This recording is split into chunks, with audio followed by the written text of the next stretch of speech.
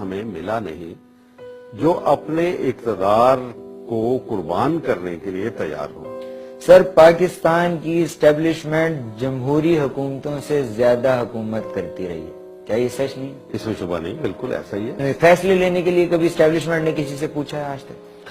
اسی لیے امریکہ جو ہے وہ ڈکٹیٹروں کو پسند کرتا ہے ایسے ممالک میں، کیونکہ ایک فرد واحد نے فیصلہ کرنا ہوتا ہے۔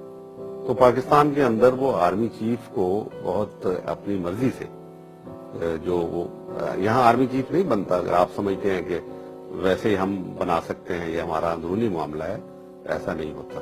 سر، آپ کو پاکستان میں آرمی چیف بنایا جا رہا تھا ایک دور میں اور مشورے جاری تھے، کیوں یہ فیصلہ نہیں ہو سکا کہ آپ پاکستان کے آرمی چیف بن سکتے ہیں؟ امریکہ کو پسند نہیں تھا، اسی وجہ سے نہیں بنایا گیا۔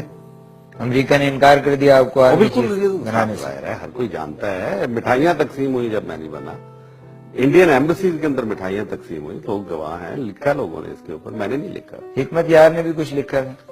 حکمت یار صاحب کی کتاب میں بھی ہے ذکر کہ غلام اسحاق خان نے کہا کہ امریکہ پسند نہیں کرے۔ حکمت یار نے لکھا کہ انہوں نے غلام اسحاق خان کو یہ کہا تھا کہ جنرل حمید گل کو پاکستان کا آرمی چیف بنا دیا جائے۔ ان کی کتاب میں پڑھی ہے نا، حکمت یار صاحب کی کتاب ہے، وہ پڑھ لیں آپ، اس میں لکھا ہوا ہے۔ مطلب ہے غلام اسحاق خان کا جواب پڑھ لیں کہ بھئی بات تو تم بہت اچھی کر رہے ہو، لیکن امریکہ کبھی اس کے اوپر راضی نہیں ہوگا۔ تو یہ آپ کو ایک عکاسی کرتا ہے ہماری مجبوریوں کی کہ ہم کتنے مجبور ہیں۔ یعنی ہماری آزادی جو ہے وہ بالکل برائے نام ہے، ہمیں ملک دیا گیا لیکن ہمیں آزادی تو نہیں دی گئی۔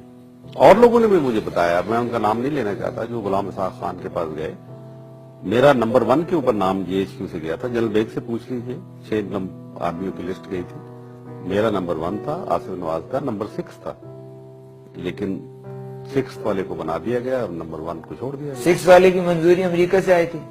میں نہیں جانتا، لیکن یہ ایک بات طے ہے کہ امریکہ کی منظوری کے بغیر یہاں آرمی چیف نہیں بنا کرتے۔ جاننا چاہتے ہیں کہ سچ کیا ہے؟